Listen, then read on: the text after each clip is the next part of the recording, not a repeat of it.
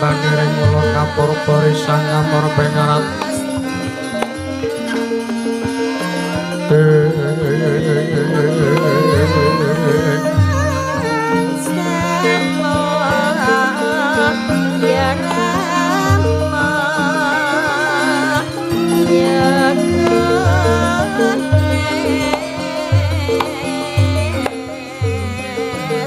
Mringsanan ingkang mringkanan siang kasih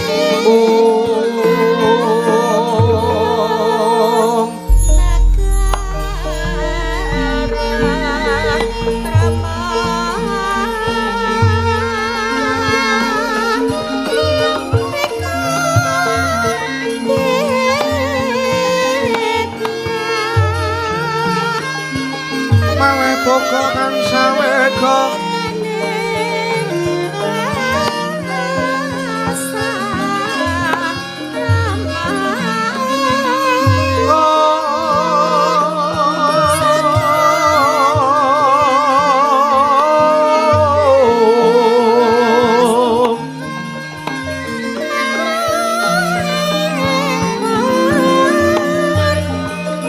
Masireng telahan juang kanan pamojo henglang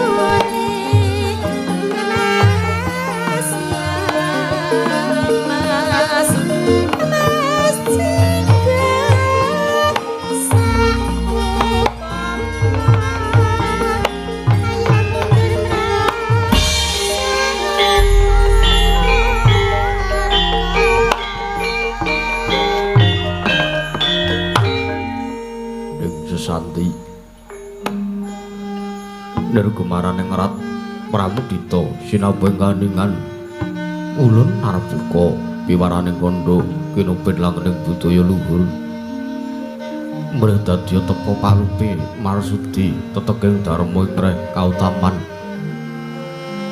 perwanganing kandha narik tuting basa tunggang kuna kumusurasa yen narasaya karaos mulan sari hangrasa wani Uruhing diri rasa rumangsa rumangsan lilir jalma ilukaca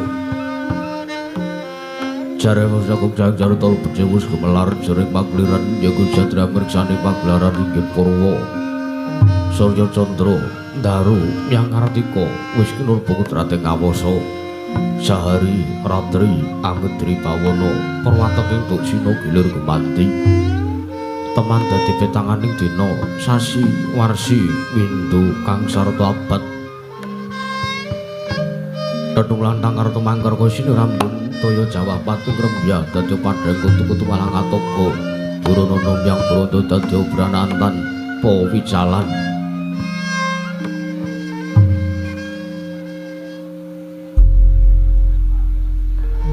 padang teraman senari sang juang retnawi ngengarso merbawaning jagat Mungging jagat wetan tuk mungum-mungum mungging kalengan kukir abang merngangah lamun keksayan dilan-dilato bumi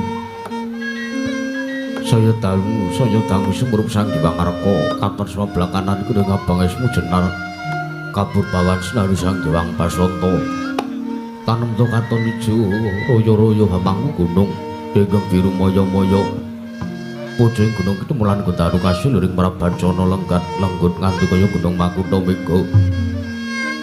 Tanpa tawis dangu oleh kawula tasih dene Larsa ngopi buka karo Tegal Sawahi.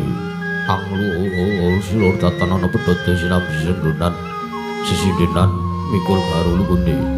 Anggiring raja kayane sawanana pirembagan Samarwangi. Sang Hyang Arka saya dangu saya inggil wis katon mara sinari jagat durung inggih blapapat lur kidul wetan kulon sinaring jagat kang samya rebut yada rebut tejo rebut kukuwuk prandini tatan wonten ingkang amadhahi kekuwung ing praja negari Ngastina ya praja negari Gajahaya ya ngliman penawi ya sinebat Kuru Janggala.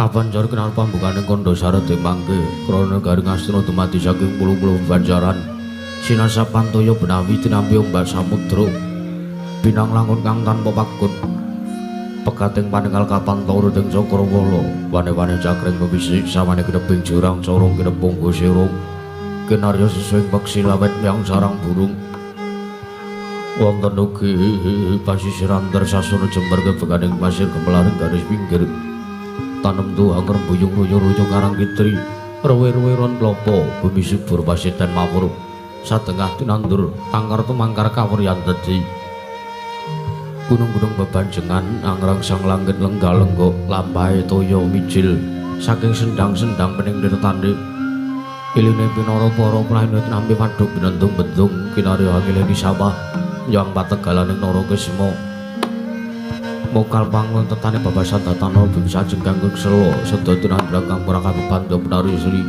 anglar pasabinan yayarum bisari kang binangka pratiwi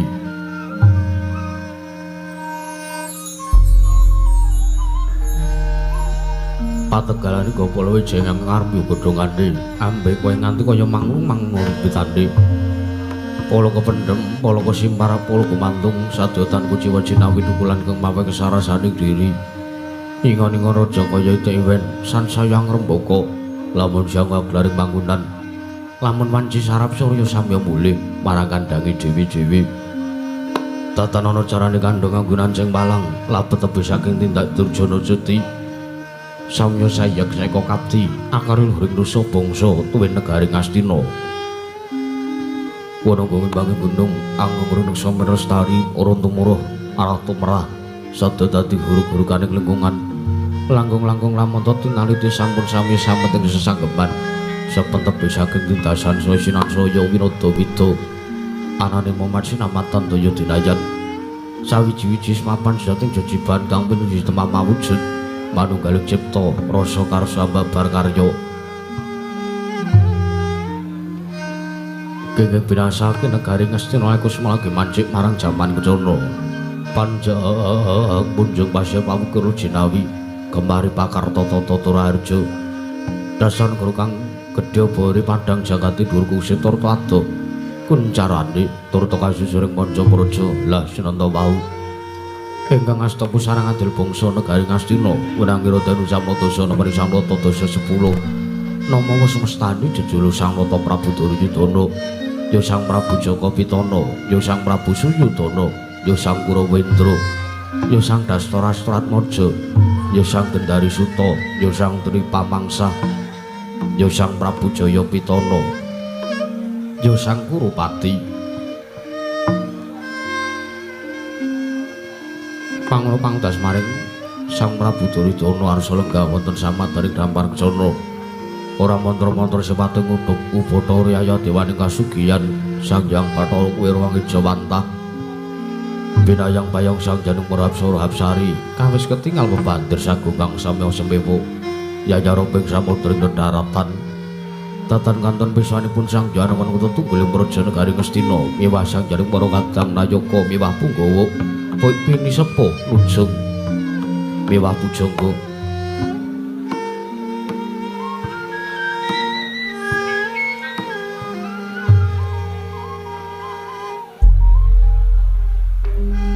ingkang lega wonten ing Datulya Praja negari Ngastina nggih Pepati negari Ngastina pidalem ing Plasa Jenar nenggih Sang Rikyanapati Hari Sengguni ya Harya Suman ya Raden Trigantalpati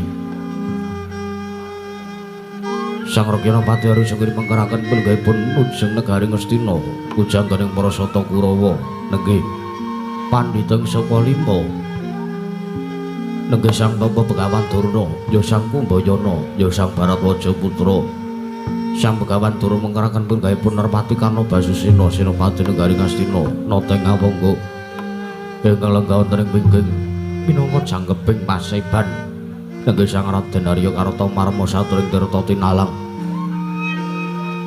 mangruk mining para kawula samya gandeng pasisiran jejel riyel rapet pepet pipit prasasa tato pandenggol datan poselo lapet sakathahing para seba ing jayam lutak gendera ronte umbul-umbul ketrangan tanu yayi mondeng mangsa labuh payu mekar mendi jamur barat ing mangsa rendhem tumbang ngrako jati ngarai mangsa katiga prandari ketinggal tidem sinem mandaring pasewakan negari ngastina nadyan kutha tataning ngubah samirana tatan mampah kapiyar sumung swaraning pradangga mewah ungling paranggana sikra marwani pangandikan datu kumanggli wijining pandika Sang Prabu Jaka Pitana ingkang daring kababaring lisan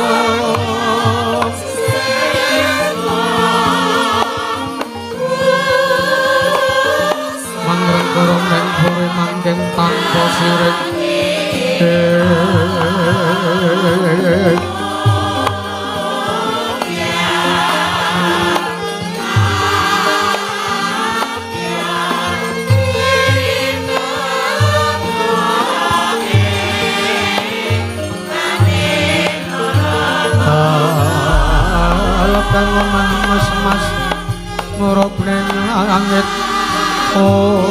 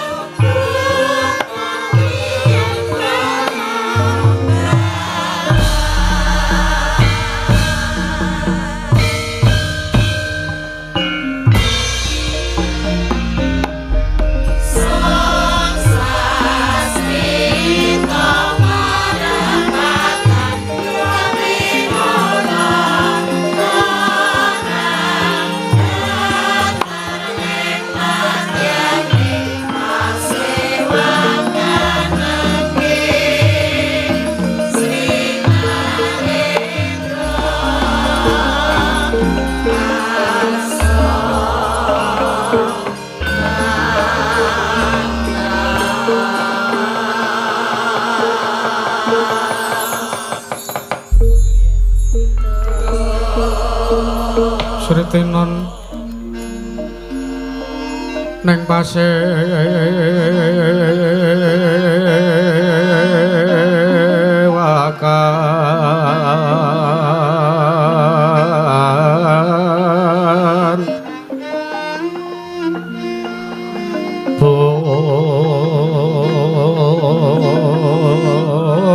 busana maneka warna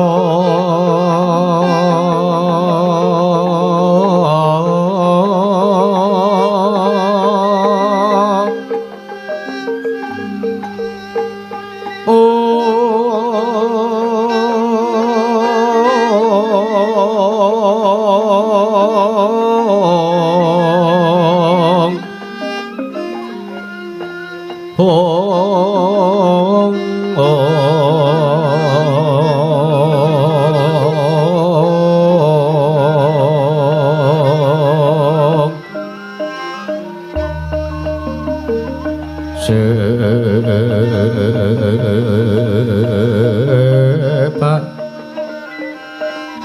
puspetengu dyono nyang pansrah sarwarokmo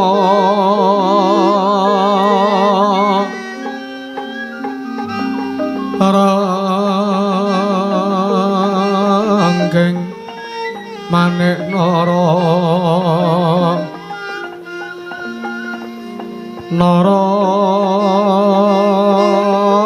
narawata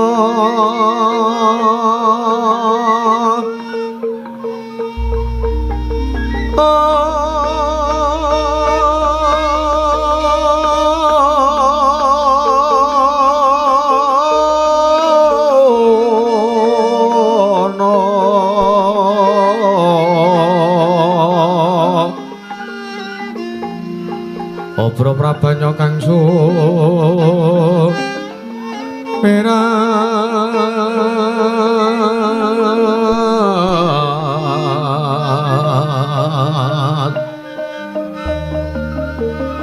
kenyaring tetsa laliwaran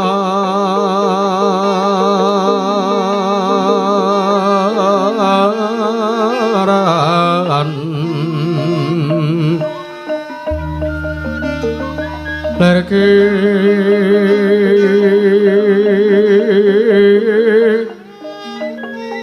lat sisiring dadek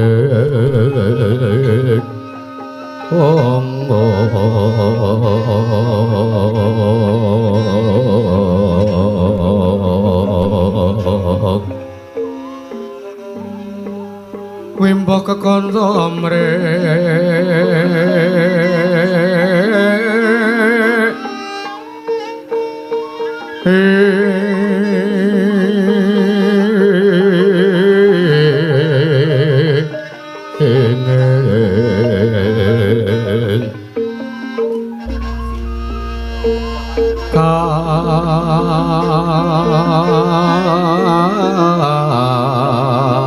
tiuping marota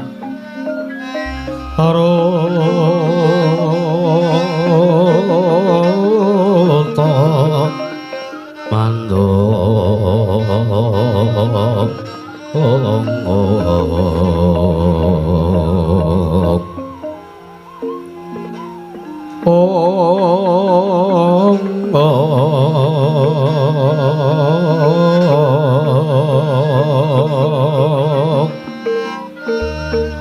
saparan mangambar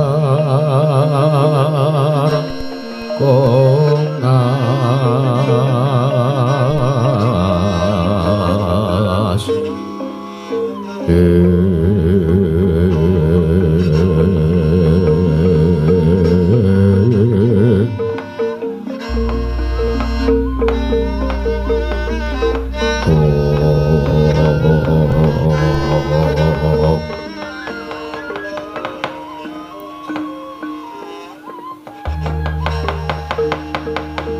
lang katining kang awan sapa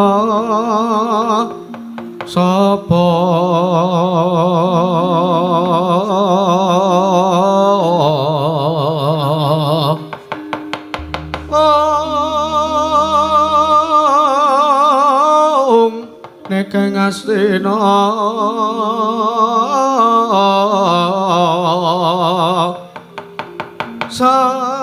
samantara tekeng tegal kurunarya ya kresna laku sireng prasurama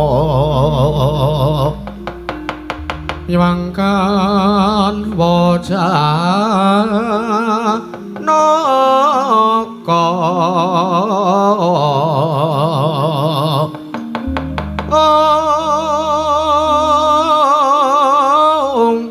dulur Narada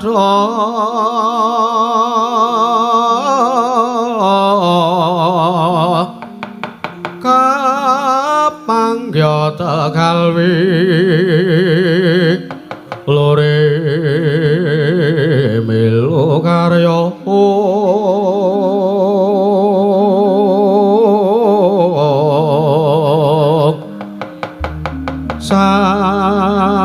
sang Bupati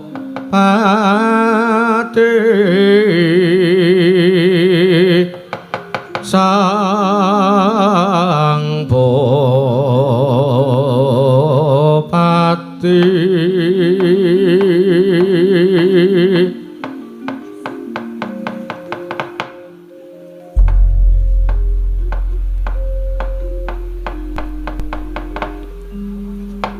Liwang sumono mangadili duwi ana sasmintan ingsun jagat wasisaning Bathara paman pati Arya Sangguni ayo dadake kaget pakenira si paman pati Arya Sangguni dene sira ingsun piji ana ngajenganing panira paman pati Arya Sangguni kawula ninggih anak Prabu sakalengkung paduka angger anak Prabu Jaka Pitana nimbali dumateng ingkang pamaning kepatihan nggih ing jawi sanget kuwatosing manah pindharon salomba pinanjering alun-alun kumitrat carok maras nanging sareng wonten ngarsa paduka tebih saking raos kemarasan nggih anak Prabu Jaka Pitana kawula ninggih Kati paranggon sira ingsun percaya minangka dadi batal wakil ingsun Pranata tata upacara rakiting kamrajan negari Ngastina marata diaki aturna kelawan panjenengan ingsun samendhang aja nganti kengkarempin paman patih Arya Sangguni menawi paduka andang bab tata rakiting kamrajan negari Ngastina tartentu sadaya tan badhe nguji wani para kawula samya sayek saeka kapti akeh luhuring rusa bangsa tuwin negari Ngastina nggih mandhapipun dhumateng para prajurit Sata Kura ingkang boten kendhat anggenipun tansah gegladhen olah kridane ngaperang sawanci-wanci praja paduka katemping marang muka tartentu boten badhe anggepok kanca paduka Gusti kula Sang Nata Dewaji ingkang pamaning kepatihan remuk kasawurna putung sumangga kabandhemna nggih kawula ninggih gawe bombong sartane gawe marem penggali mandira teka jangkep kang dadi aturira paman Arya Sangguni mboten langkung pakarenggung utama wae tindana selawase urip paman Arya nono ninggih menapa ingkang sampun paduka dhawaken tartentu kula mboten badhe suwala nanging dereng lan sampunipun nggih kepareng kula ngaturaken sembah sungkem pangabekti kula kunjuk sandhep padha paduka anak Prabu Jaka Pitana ing Ngastina anak Prabu Duryudana Epane walat menapa ingkang badhe dipun sandhang tingkang putra teka kula wantun nampi sembahipun tiyang sepuh dawuh semanten paman Jekantika paman Arya Sangguni menika minangka nayaka prajaning negari Ngastina kula ingkang dados nalindra sembahipun paman Arya kula tampi dawa sami-sami dipun sekecaken anggenipun lenggah wonten ing Daturya Praja Nagaring Ngastina Paman Pati Arya Sengguni. Nun inggih sampun mboten kirang prayogi nggih anak Prabu Jaka Pitana kawula nun inggih. Bapa penemban Durna ing Sokalima. Bapa penemban Kumbayana. Sarawipun bapa penemban Baratwaja Putra ingkang putra pun Duryudana ngaturaken kasugengan mugia tansah mangkir arja yuwana rawipun bapa penemban Durna bapa penemban ing Sokalima. Oh lole astaka swala sila pratapa somorante kamanaga kula kaprikantil pututing selikur. Kula nakna ninggih nggih anak Prabu Jaka Pitana. Sakalangkung paduka anak Prabu Duryudana amijian nimbali dumateng pisuwanipun ingkang bapa ing Sokalima wilujeng sowan kula. Rayu widadanis kala niring sambi kala nirbaya nirwikara tebih saking rubeda. Kepareng kula ngaturaken salam taklimipun ingkang bapa mugia kunjuk nggih anak Prabu Jaka Pitana. Kula nekna niki sampun kula tampi karya Bombong Das manahipun ingkang putra pun Gurupati. Boten langkung kasekecana lenggahipun bapa Deban ing Sokalima, bapa Deban. Kula nekna sampun boten kirang prayogi nggih anak Prabu Jaka Pitana.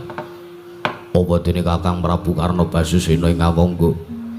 Sarawipun Kakang Surya putra ya Kakang Suryatmaja mugi mangke karaharjan saha karahaya raginipun lenggah wonten Praja Nagaring Ngastina Kakang Prabu Karna. Jagat pangestu karo wayah nur jagat. Nun inggih Yayi. Sakalangkung paduka Yayi Prabu Duryudana miji dumateng pisuwanipun ingkang raka ing Ngawangga. Dinten sakmenika manggih karaharjan tebih saking rubeda. Basuki Yuwana sawanipun ingkang raka ing Ngawangga Yayi. Mboten langkung kula ngaturaken salam taklim kula mugia katur wonten ngersanipun paduka Yayi Prabu Duryudana, Yayi Prabu Jaka Pitana. Kula tampi karya Bombong Das marang ingkang rayi. Mboten langkung kasekecana lenggahipun Kakang Prabu Karna Basusena ing Ngawangga. Koko Prabu nun inggih sampun boten kirang prayogi. Pisuwanipun ingkang raka ing Ngawangga dinten sakmenika Yayi Prabu Duryudana. Apa dene sira Dimas Kartomarma padha kanthi raja sapraptanira Dimas Tirta Tinalang. Bau nun nggih dewaji sembahan kula. Parang paduka miji dumateng pisuwanipun ingkang rayipun Kartomarma sinuwun. Keparang wilujeng sawanipun ingkang abdi ingkang rayeng toya tinalang pun Kartomarma keparang kula ngaturaken sembah sungkem pangabekti kula kunjuk sandhap pepoto paduka dewaji sembahan kula siya diatur bekti kelawan panjenengan ingsun ora lewat pangestri wong tuwa tampan nono Dimas Kartomarma. Bau nun sampun keparang kula pundi akarya jimat paripe dayana ing kasantosan parang pangestri paduka badhe kula cancang puceng weni dumawing widang rumeketing perdaya saestu ndadosaken cahya nur cahya daging rah kayiwanan sinuwun lan tatanan barisaning para wadya ingkang padha gantung sibu aja nganti padha sawara manuk jeneng senadya mbabarake wigatiring pasewakan. Bau nun iki sinuwun diwaji para ingkang sampun paduka dawuhaken tartemtu kula boten badhe suwala kula badhe mangestu pada dawuhipun sinuwun Prabu Duryudana ing Ngastina sinuwun. Bau nun iki Paman Arya Bapa Deban Durna miwah Koko Prabu Karna Basusena ing Ngawangga mesti mawon damel kaget gurawalan manahipun para pinisepuh para nayaka punggawa nggih para nujung pujangga Nagaring Ngastina. Taun dinten samenika kula ngawontenaken pasewakan agung ingkang beneh lan adat ingkang sampun mesti mawon sing andika Paman Arya menawi nyumurupi pasuryanipun ingkang putra pun Duryudana katingal rengu pasuryanipun ingkang putra Paman Arya saestu sewu-sewu kalepatan kula diageng pangaksami teka dinten sakmenika kula ngawontenaken pasewakan agung Paman Arya. Nyawa-nyawa jimat sesembahan kula nggih anak Prabu. Kula nuwun sewu. Teka kaget sotanipun manahipun ingkang bapa ing kematian teka dinten sakmenika. Paduka anak Prabu Jaka Pitana nimbali dumateng ingkang paman ing kepatian teka pasewakan agung wonten ing mriki beneh kelawan adat ingkang sampun kalampah. Nggih. Saestu anggenipun ingkang paman sowan wonten ing Datulaya Praja Nagaring Ngastina menika kula tansah mawantu-wantu. Ingkang kula tenggo menika namung sabda tama pangandika paduka anak Prabu Jaka Pitana. Enggal-enggala paring dawuh menggah menapa ta ingkang dados wigatosipun sartanipun kula nuwun sewu wonten perkawis menapa teka paduka anak Prabu Jaka Pitana. Kula sawang pasuryanipun katingal rengu menika nggih anak Prabu Jaka Pitana. Oh, lole anak Prabu Jaka Pitana sampun kados mekaten lho nggih. Anak Prabu Duryudana mbak kula aturi paling dawuh. Ingkang Bapak Saka Kalima menika sampun kraya-raya sakan wonten ing para Janegari Ngastina. Ingkang kula tengga menika namung saptatama pangandika paduka anak Prabu Jaka Pitana. Oh, enggal paring dawuh wigatosipun menapa sartane badhe wonten pirembagan menapa nggih Angger Prabu Duryudana.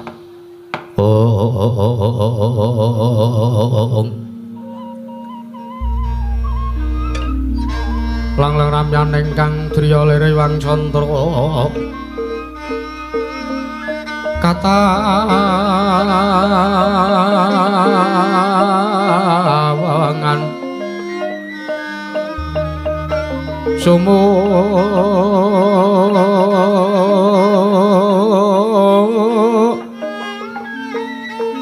ing jas kato redan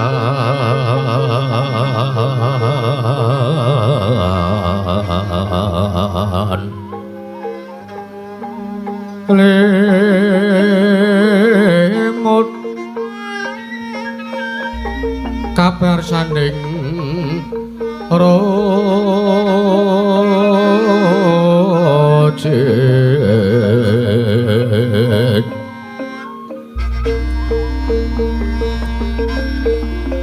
ram remeng triyama nawung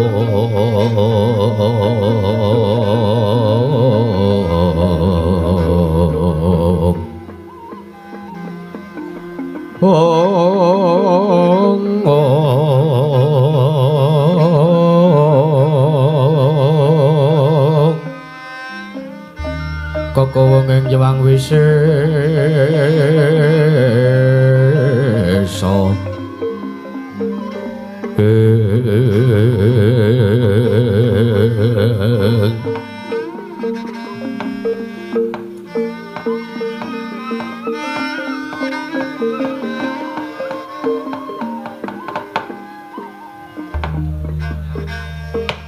jagat dewa penur jagat pangestu Paman Harya Paman Pati Harya Sengguni sewu-sewu klepatanipun ingkang putra pun Duryudana diagem pangaksami jernyatanipun anggen kula ngawontenaken pasyawakan agung menika namung badhe ngrembak babagan menapa ingkang dados keganjelan kekebenganing manahipun ingkang putra teka nuwun sewu Paman estunipun perkawis menika menawi kula jabaraken kula wedharaken wonten ing pasyawakan agung menika katingal destun mewah karaos saru tinulu teka ing atasipun panjenengan ingsun iki ingkang putra pun Duryudana menika derajatipun Nalendra kula menika Nalendra Gung Pinatara para sasat ibaratipun jagat menika sampun kebrebeken kumandhangipun asmanipun ingkang putra pun Gurupati kula menika ugi sinebat Nalendra ingkang sugih Herbondo Bandu sugih bondo tegese sugih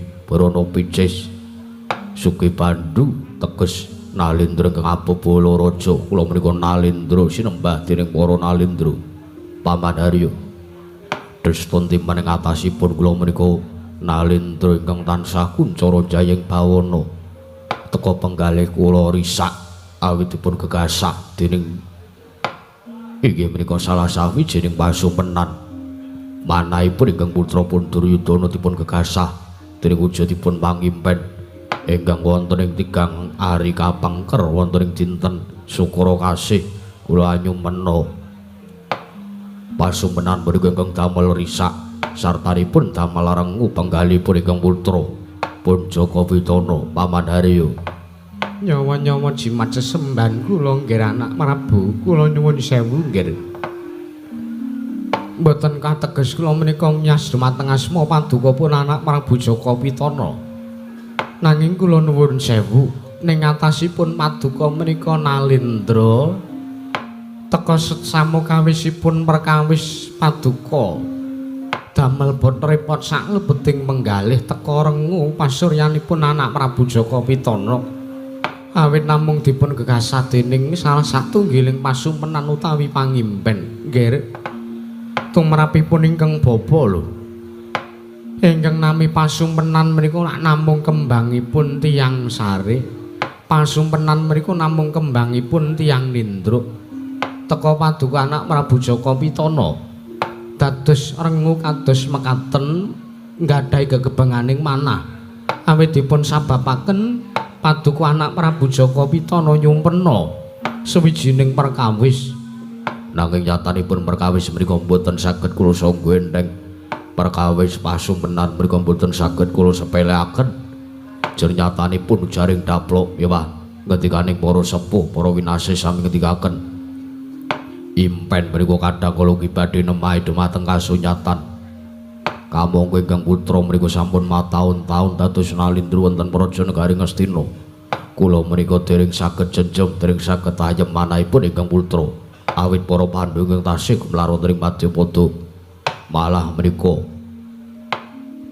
perkawis pasumpenan anambah-nambahi dumateng kekepenganipun manahipun ingkang putra pun Duryudana pamandarya nuwun sewu lho nggih menawi babakan masumpenan menika kula kinten boten susah dipun rembak banget sernyatanipun ingkang sampun kula aturaken impen menika namung kembangipun tiyang nendra lah sak menika kula nyuwun priksa paduka anak Prabu Jaka Pitana nyumpena bab menapa sartanipun menapa ingkang dipun impekaken teka kados ngaten pasuryan sartanipun teka kados mekaten lagak-lagayanipun anak Prabu Duryudana teka ngantos damel rengu penggalipun anak Prabu Kurupati pamandarya wonten maring adhawuh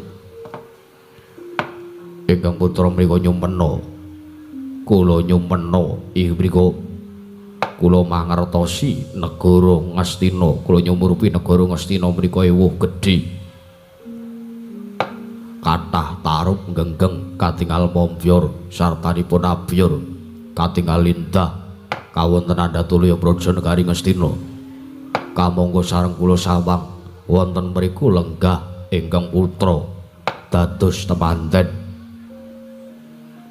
kamangka sareng kula sawang kula padosi kula waspaosaken anggenipun Prabu Duryudana dados temanten mereka boten wonten temanten putri ingkang anjejeri lenggahipun ingkang putra anggenipun lenggah wonten ing sasana rinengga temanten pamandarya sasampunipun kula nyumena menika sasampunipun ingkang putra nyumurupi negari Ngastina gadhah damel ewuh gedhen ingkang boten sanes dawuhipun utawi ingkang putra pun Duryudana ingkang dados manten kula nyumurupi negari Ngastina ketaman prahara satemah Jawa deres satemah nalika semanten damel banjir ngantos banjir menika jumplangaken dampar kencana negari Ngastina pamandarya kula menika bingung kados pundi werdinipun menawi kula kinten werdinipun pasumpenan menika sae kula kinten boten sae jenyatanipun pasumpenan ingkang kula lampahi menika boten damel tentrem boten damel jenjem penggalipun ingkang putra malah kegasah dumateng penggalipun manahipun ingkang putra pun Kurupati pamandarya werdinipun menapa nyawa-nyawa jimat sesembahan kula nuwun sewu nggih nyuwun pangapunten saderengipun nuwun sewu menawi bab pasumpenan menika wonten mriki lenggah sawijining pawongan utawi wonten mriki lenggah sawijining priyagung ingkang tartentu piyambakipun menika priksa sartanipun mangertosi mudheng kalian bab perkawis pasumpenan sinten paman nuwun sewu ta wonten mriki menika lenggah pujangga negari Ngastina nujungipun Warasata Kurawa inggih menika mboten sanes namung pendhita sing jare wis kondhang monyor-monyor inggih menika pun Kakang Durna Sokalima pramila kula nuwun sewu menawi bab impen menika kula mboten saged mangertosi sartanipun kula mboten ngertos werdine impenipun anak Prabu Jaka Pitana menika napa. Mekaten paman. Inggih. Paman Arya mboten saged mriksa menapa werdinipun impenipun Kang Putra. Mboten nggih. Kula menika saged ngertos werdine impen niku nek mengimpi entuk nomor ngoten niku. Nggih, Paman Arya inggih. Nuwun sewu jenengan tinggal menika patih teka tasih remen kados ngaten. Inggih cek galek. Mboten ketang kula tuku 5.000 mengki ranggih bathi suwe-suwe. Bawa Durna, Bapak Depan Durna. Kula wonten dawuh nggih. Ketikanipun Paman Arya Sengkuni paduka priksa kelawan menapa werdinipun impenipun Kang Putra. Oh, lole astaka swala pertapa. Somorante hawala kamanaga kula kaprit kantil bututing selikur. Nuwun sewu lho anak Prabu, dinten sakmenika kok kula nampi rembakipun anak Prabu Jaka Pitana, anak Prabu Duryudana wonten Praja Negari Ngastina menika sareng kula pitung. Paduka anak Prabu Jaka Pitana menika namung bingung menggalih babagan masumen nanging sampun dilampahi nalikanipun 3 hari kapengker. Wonten ing dinten utawi malemang Sukra Kasih. Rangge ngaten to nggih. Leres mekaten Bapak Depan. Wis sampean mang merdhekke impene anak Prabu Duryudana. Ngimpi napa Dipate? Anak Prabu Duryudana nyumena. Nyumurupi kanan negara Ngastina kuwi ewuh gedhen. Negara Ngastina duwe ewuh gedhe. Kamangka ning kono anak Prabu Jaka Pitana nyumurupi panjenengane lenggah ning sasana rinengga. Teges dadi manten nanging anehe eloke ora ana temanten putri ingkang jajari kelawan kalungguhane anak Prabu Jaka Pitana ning sasana rinengga kuwi werdine apa Kakang? Nuwun sewu lho Dipate. Pripun Kakang Durna?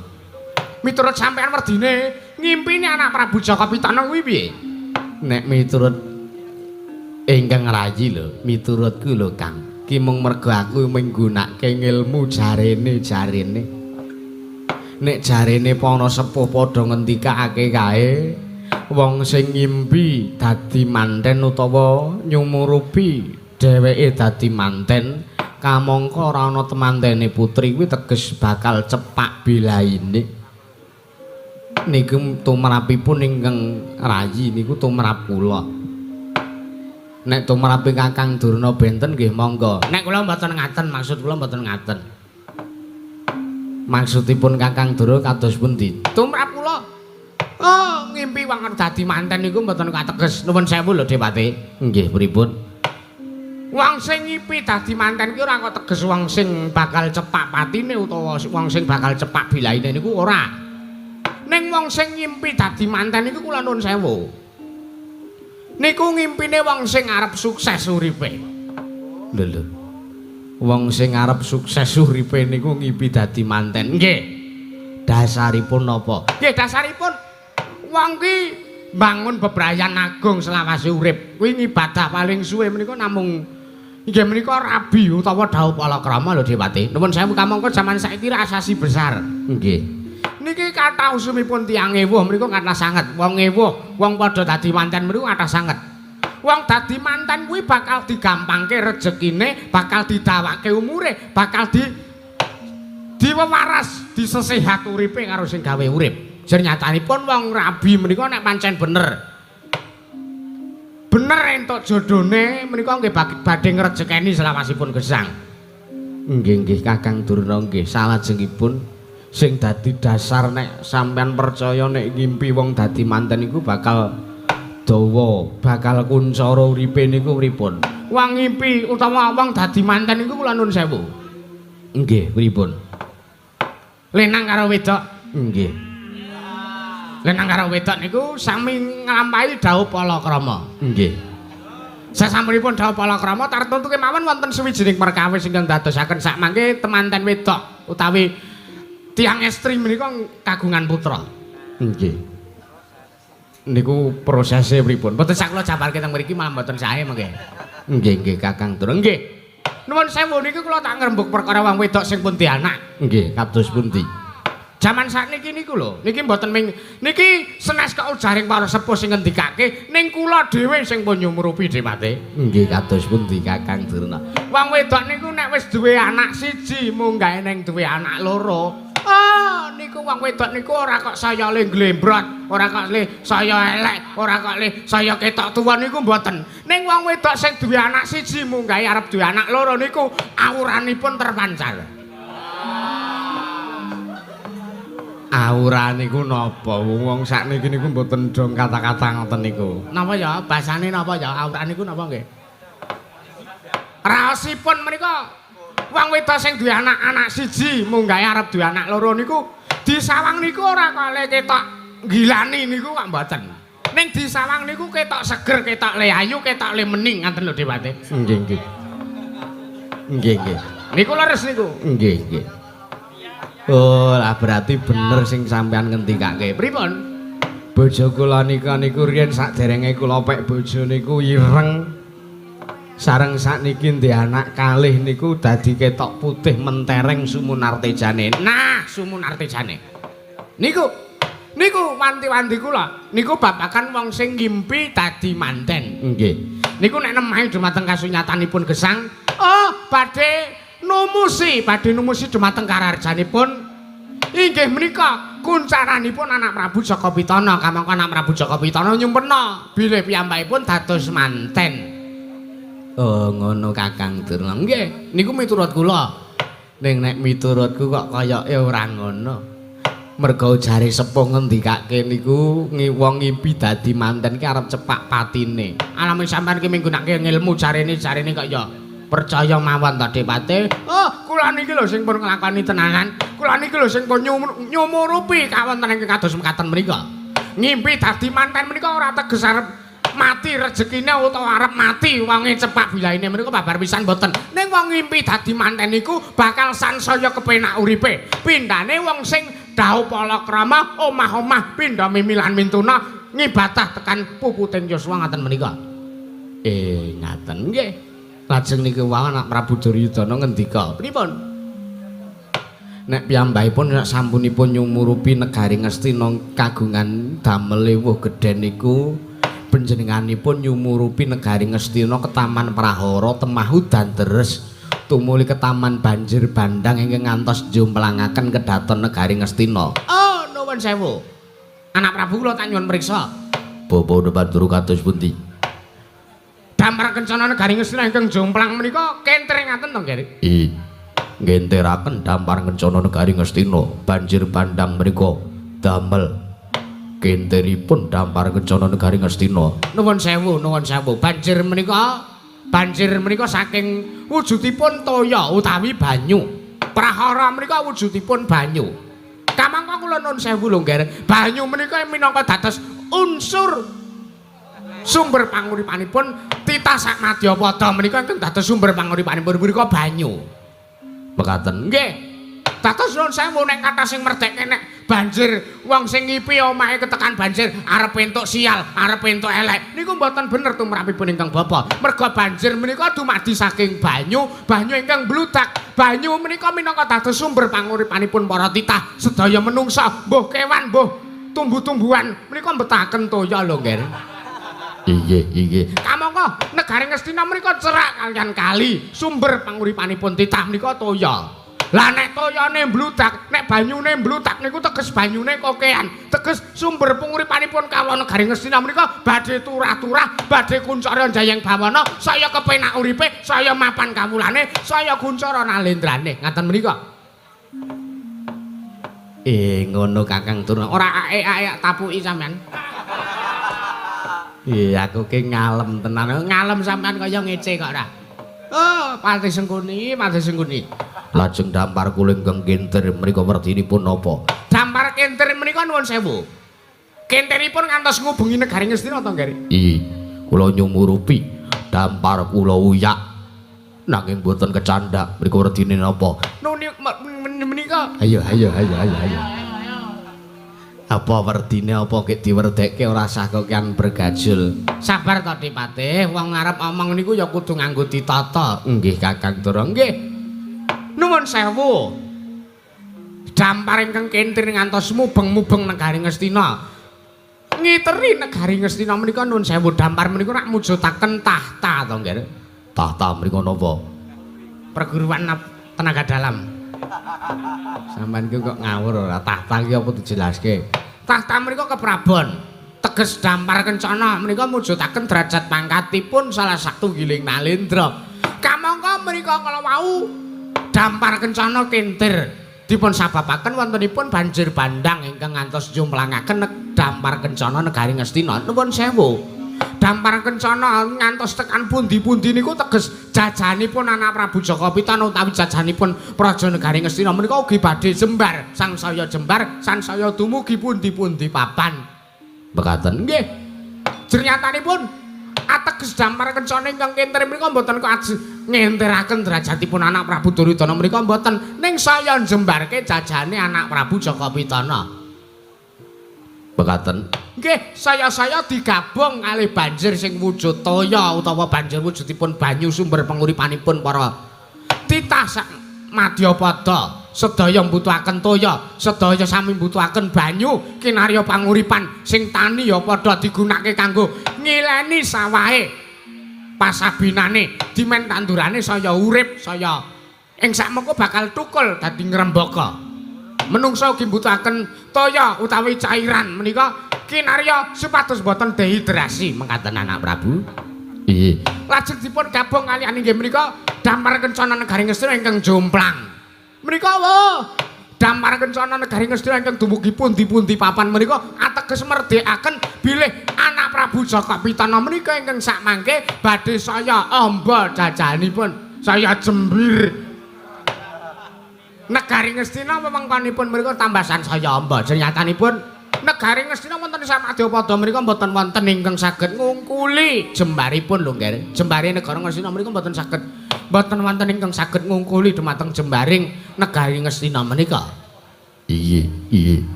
Mekaten Bapadeban. Inggih, mekaten menika pitunganipun tumrap ingkang bapa ing saka 5. Sik to Kang. Pripun Depate? Wong nek ngimpi ki ra ana pitungane. Ah nggih. Pitungane wayahe apa, jam pira, wancine jenenge napa niku enten jenenge. Wonten Depate wonten. Lah, mang nyuwun priksa mbok menawa cocok sartane ngimpi sing dilampahi dening anak Prabu Jaka Pitana menika badhe nemahi dhumateng kasunyatan. Nuwun sewu anak Prabu. Kados pundi Bapadeban? Tiang ngimpi menika kapirang dados 3 perkawis. Iya. 3 perkawis lelipun. Inggih menika Titiani, Gandayani kalian Puspatajem utawi Kadara Dasih. Titiani, Gandayani kalian Puspatajem. Inggih. Titiani martinipun. Titiani menika namung ngimpi. Ngimpi kembange wong turu menika kadangkala wong ketonto. Dianggeng ketonto. Nggih. Saderenge sarep piyambakipun menika menggalih babagan perkawis napa ingkang mboten saged dipun icali saking pikiranipun tiyang badhe lampah nindra menika kala wau. Mekaten Bapadeban. Inggih. Mriku Titiani menika mboten wonten werdinipun. Biasanipun tiyang ingkang ngimpi Titiani wonten ing wekdal Titiani menika wekdalipun antawisipun tabuh sedasa ngantos tabuh 12. Mekaten. Inggih. Lajeng Gandayani menika wancinipun tabuh setunggal ngantos tabuh 2 enjang utawi 2 dalu. Sing ingkang boten nglampah ngimpi ingkang boten nyumpena menapa-menapa wonten ing wanci menika ateges tiyang menika sampun nglampahi mati suri. Inggih. Lajeng Puspatajem utawi Kadara Dasih. Nah menika ingkang kula wastani ngimpi ingkang badhe numusi dhumateng kasunyatan. Ngimpi menika wekdalipun inggih menika tabuh 3 enjang ngantos para esuk gagat bangun matahari terbit dari timur.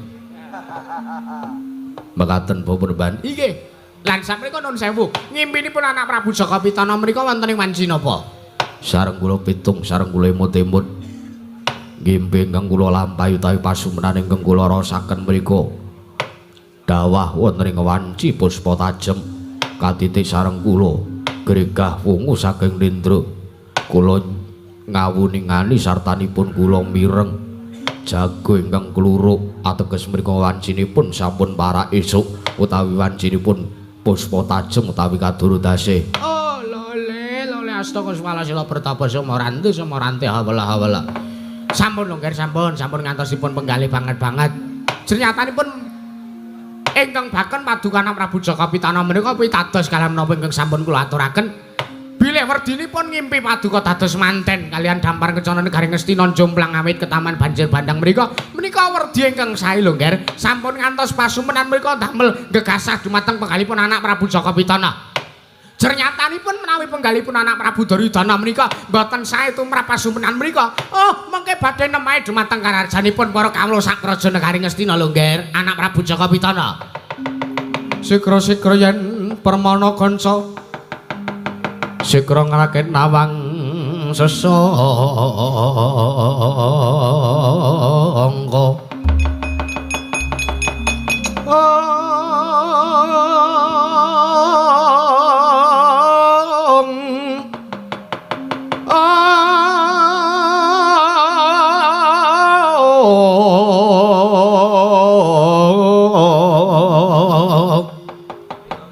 nalin trompet maros sing sang katriku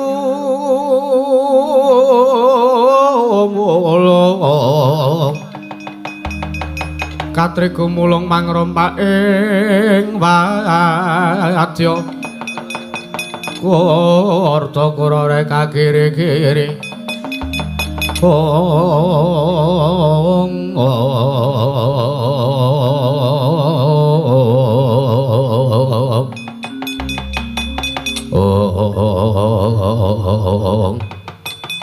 Dedematere kawontenan pasewakan negari Ngastina nalika semanten nata ing Ngastina Sang Prabu Duryudana legek datanmu batatan musik sareng nampi matur pangandikanipun pandhita Sakalima Sang Tapa Begawan Durna nalika semanten dadosaken kanyut pinangka warju kanyut jare wong inang warju jare wong keca nginango durung abang itu durung manjing dasaring pertala pihak ngarsa tangkeping mriku pasiban bono amuk apa to kang dadi darunane kasarukeken sapa mboten sanes kejawen mung wonten miyak sanggaling Porsiba minggah wonten Ratuli Praja negari Ngastina nenggih saturing randu gumbala Sang Bambang Antasena nalika semanten pihak sanggaling para kawula kanca Nadaya pihak jaluk dalan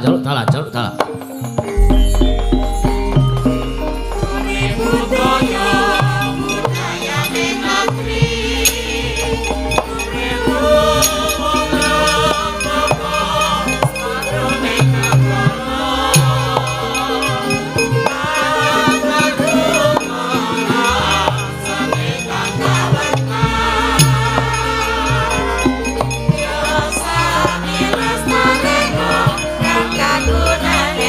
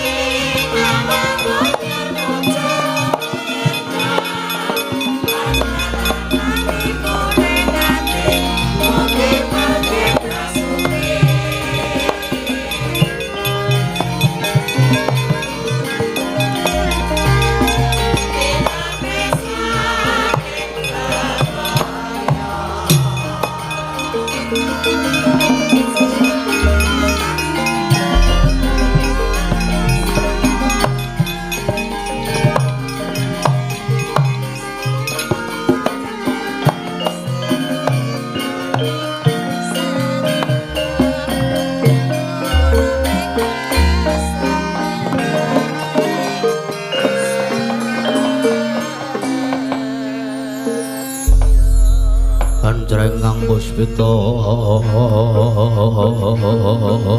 rum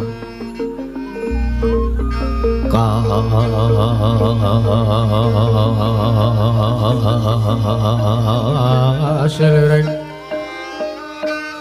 sampirana mrih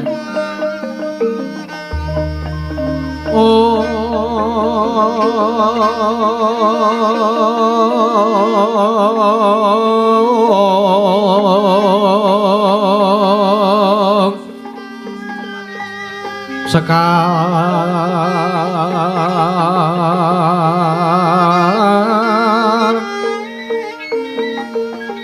kadhong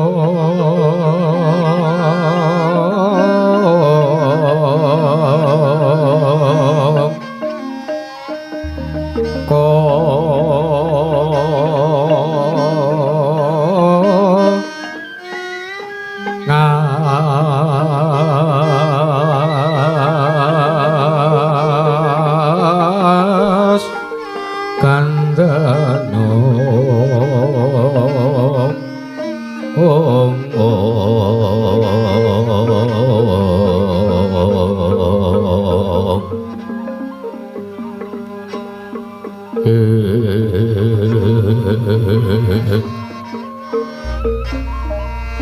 maweh laras retnane ndriya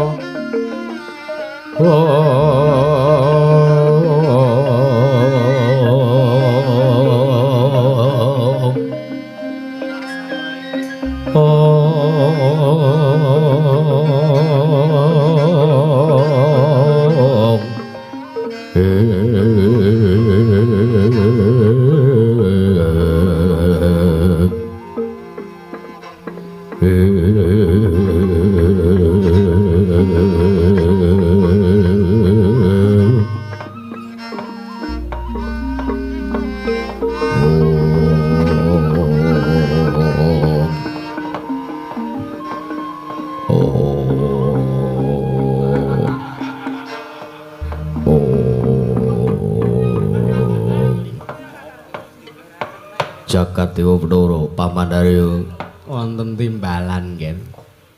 dereng ngantos paripurna anggen kula nampi sabda tama pangandikanipun Pupu Depan Durna tumuli kula nyumurupi gegering jaba ingkang minggah wonten ing Praja Negari Ngastina boten pangling pun Antasena. Piye lah. Lagi tekae kok wis suluk lho nggih. Biasane nek ngoten niku bocahe bar kelegan utawa nembe gelo atine. Mekaten paman. Inggih. Mula kula aturi ngatos-atos kemawon nadan mriku bayi wingi sore ning mriku satriya ndugal kewarisan nggih. Kula aturi ndangu Paman sing lengganging sekeca sampun boten kirang mrayogi. anak andungane Dita bocah mursid iso mikul dhuwur mendem jero karo wong tuwa aja mung ngandhek ning pangucap nanging kababaro dadi pakarti.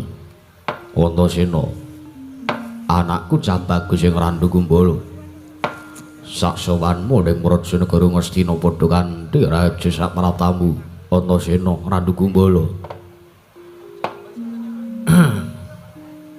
Nuwun para kawula sartane Pak De Duryudana Ngastina ya De antuk berkah pamujine Siwa Ngastina sowanku ora ana alangan swiji apa ya mung aku ngaturke basaku katura nang ngersane Pak De Duryudana ya nang ngersane Pak De Kurupati ya nang ngersane Pak De Kurawendra.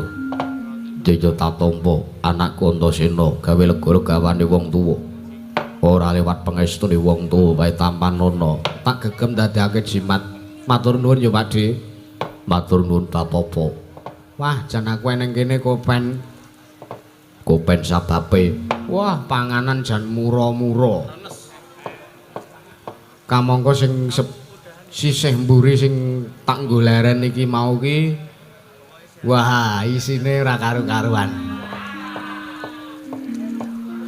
Ya wis ora dadi ngopo yen to kaya mangkono. Sing baku prayoga nulunggu meneng Mraja Negara Ngastina. Heeh, wah prayoga banget nek kaya ngene carane iki. Oh, lole astagfirullah putuku Antasena, putuku Cak Bagus, putuku.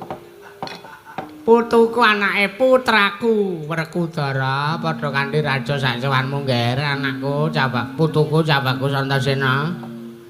Simbah Durna iki. Selamat tekaku, Mbah. Ngaturke basaku katurut ya, Mbah ya. Tak tampa, pengestuku tampanono Antasena. Tak gegem dadekake jimat. Prayogane Penak banget. Anak lanang Antasena padha kanthi raja sak pratamu. Pakde Karna getas. Pakde Karna ing ngawangga selamat tekaku, Dik. Ora lewat aku ngaturke basaku katurut tampanono ya, Dik. Ya tak tampa pengestuku tampanono. Tak gegem dadekake jimat. Wayah Mas Antasena ngaturaken kasugengan Simbah Patih. Nggih. Selamat tekaku, Mbah. Ora ana alangan swiji apa aku ngaturke basaku katura. Nggih, kula tampi dawah sami-sami pun prayogaken kaya wis ora kurang kepenak. Antasena, Piye, Pakde? gawe kaget penggali wong tuwa teka tanpa tinimbale sowan mono ngarsane wakmu ing Ngastina. Ana wigati apa? Blaka Suta wae cekak gampange sepisan aku sowan ngarsane Pakde Duryudana iki ngaturke basane Antasena Tampanana ya, Dik. Tak tampa pengesuku Tampanana, tak gegem dadekake jimat. Wondene ndungkap angka loro sowanku iki ora kok ditimbali karo para Pandhawa, ora kok didhawuhi karo Pandhawa supayane sowan ing Mraja Ngastina kuwi babar pisan ora. Nanging sowanku iki ingkang sepisan saka karepku pribadi lan ingkang angka loro aku diutus dening pepundhenku Nalendra Kleyang Kabur Kanginan sing saiki mapan ning negara Ngamarta ya kuwi sinuwun Prabu Renggani Sura.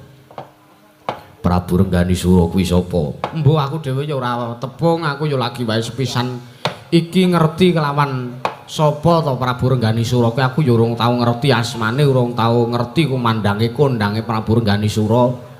Nanging sing baku wektu dina iki Prabu Renggani Sura iki dadi pengayomane para Pandhawa. Kena ngapa kok para Pandhawa ora sing ngayomi kelawan para kawula ning negara Ngamarta, malah Prabu Renggani Sura sing ngayomi kelawan kawula negara Ngamarta. Merga wektu dina iki wis ana 3 sasi rikalenggan sak mengko iki negara Ngamarta geger kawulane padha nungsang muyang numbuk bentus gudel bingung. Merga murcane para Pandhawa 5 sing ninggal marang kaprajan negara Ngastina. Kamangka tanpa pamit, tanpa ninggal tilak. Sartane para Pandhawa ora ya kuwi ora pamit kelawan para lancur-lancur Pandhawa. Pandhawa caceka negara Ngamarta. Heeh, Pakde. Kamangka ora kok kabeh Pandhawa biyung kuwi lunga kuwi ora. Sing lunga ya kuwi Bapak Werkudara lunga. Iya. Paman Janaka lunga. Terus garwane Paman Janaka Bibi Wara Sembadra lunga. Bibi Wara Sri Kandi uga lunga. Malah iki mau aku uga nampa playune mak cilik Setyaki ya Paman ning Garbaruci mlayu ning negara Ngamarta matur ngersani Siwa Puntadewa. Nek sinuwun utawa Siwa Kresna utawa Pakde Ndarawati uga oncat murca saka negara Ndarawati. Lah kawula Ndarawati ya do geger do bingung. Satengahe perkara ngono kuwi Siwa Puntadewa utawa Pakde Darmakusuma bingung tumuli manekung tekine genturke tekine Talak Brata ning sanggar pamelengan ning negara Ngamarta. Lah banjur teka sing jenenge Prabu Renggani Sura. Iya. Lah Prabu Renggani Sura kuwi ora kok duwe niat sing ora prayoga kuwi babar pisan ora. Nanging Prabu Renggani Sura kuwi babar pisan mung kepengin nentremke kanane para kawula ning Praja Negara Ngamarta apa dene Ndarawati. Nalika semana Prabu Renggani Sura paring dawuh Antasena yen to pancen kowe ngarepake pepundhenmu ya kuwi pamanmu ing Madukara sak garwane sak keloron sartane siwamu ing Ndarawati sing wektu dina iki murca yen to kowe kepengin baline pepunden-pepundenmu kuwi mula gelem ora gelem kowe kudu sowan ning negara Ngastina. Lah apa to sing dadi sabab lan darunane Antasena sowan ing Prajanegara Ngastina dina sak mengko iki? Ora liya aku mung minangka dadi lidah sinambunge Sinuhun Prabu Rengganisura. Merga nalika semana Sinuhun Prabu Rengganisura dawuh lan Antasena yen to aku wis sowan ning negara Ngastina jaluken bali marang panguwasane para Pandhawa sautuhe ora kelong nadyan to mung sak para sekawan wewengkon negara Ngastina kudu bali sautuhe marang para Pandhawa. Merga iki wis dadi syarat sartane wis nampa dawuhing para dewa kalamunta perangane Pandhawa sartane Siwa Ndarawati sing murca oncat saka negara Ngamarta kuwi mau bisa bali menyang Prajanegara Ngamarta sartane bapakku uga bisa mulih ning Prajanegara Indraprastha waton para Pandhawa balekake utawa para Kurawa balekake wujude negara Ngastina sautuhe ning panguwasane para Pandhawa. Mangkono munggo dawuh Sinuhun Prabu Rengganisura Pakdhe Duryudana.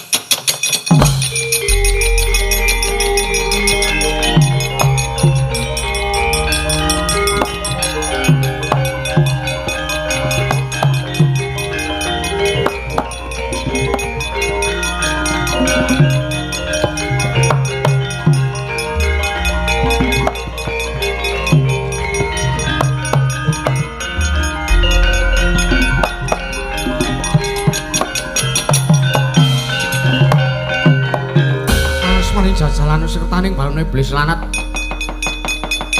bocah murang tata ucap mundur wili kaya grojokan reweteh kaya badan sono mbok pategalan Antasena piye Pak Dekarna. Wah Pak Dekarna kok sajak duka yayasi nipi iki ngopo iki urung rampung gaweanmu lehmu masang debok urung rampung kok sampean nesu iki ngopo Antasena ora belawanan ora kaya bayi ucapmu ora kaya bayi gunemu Antasena aku tak takon karo kowe piye sing dawuh yen to Werkudara Janaka Sembadra Sri Kandhapa dene Kaka Prabu Ndarawati bisa bali marang praja kuwi sing kalamunta negara Ngastina dibalekke menyang para Pandhawa kuwi sing dawuh sapa? Sing dawuh Ratu Gustiku ya pangayomane para kawula negara Ngamarta. Ya kuwi Nalendra wujude buta ning sandhangane satriya ya Sinuwun Prabu Rengganisura. Ora aku tak takon janjane kaya ngapa wujude sing jenenge Rengganisura? Ning atase dhewekne kuwi wong liyandrayan. Dheweke kuwi dudu perangane Pandhawa, dheweke kuwi uga dudu perangane Parsata Kurawa kok.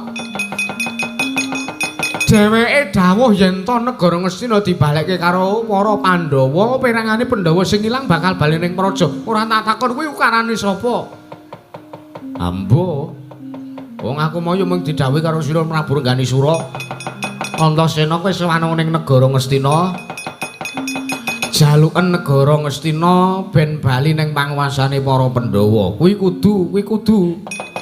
Merga Sinuhun Prabu Rengganisura nampa dawuhing dewa kalamunta perangane Pandhawa sing do ilang kuwi mau iso bali ning praja. Kalamunta negara Ngastina dibalekke ning panguwasane para Pandhawa. Saiki tak takon dewa sing dawuh karo Rengganisura ki sapa? Wah nek kuwi aku ora ngerti wong sing tapa nalika semana Prabu Rengganisura. Bakune aku tekan kene iki mung minangka lidah sinambunge Prabu Rengganisura. Apa wigatine apa enenge tak aturke. Antasena, piye Pakdhe? Babar pisan yen to kowe njaluk supaya negara Ngastina bali ning panguwasane para Pandhawa. Prabu Karna Basusena sing tansah gondheli. Oh ngono. Iya. Ya, yen to saiki nek kersane Pakdhe Karna ngono nek sampean sing dadi pepalang nggonku arep njaluk bali negara Ngastina saiki cara gampange cekak gampange sampean adol aku tuku. Aku adol kowe tuku tegese piye? Lo jual gue beli. Cara gampangane nek sampean ngukuhi negara Ngastina, Antasena uga sing ora nrimake. Merga iki mau dawuh Sinuhun Prabu Rengganisura nek nganti Ratu Ngastina kok ngukuhi Berguguk nguta waton adreng cukeng ngukui negara Ngastina ora kersa balik ning panguwasane Pandhawa Antasena kon ngamuk ning negara Ngastina. Coba apa kelakon ana kraton semene apike tak uyuhi kabeh. Apa kelakon? Manus maning jajalan Antasena piye? Ayo yen to pancen kowe arep ngruda paripeksa karo Yayi Prabu Duryudana, Prabu Karna sing ora nirmake. Ayo nek ngono dudu ning kene papaning neter katik gaya. Metu njaba tanteni ana ing alun-alun negara Ngastina. Kowe kelakon jaluk bali negara Ngastina waton wis gemlundung janggane nata ngawangka. Ora sakian bergajul metu njaba iki.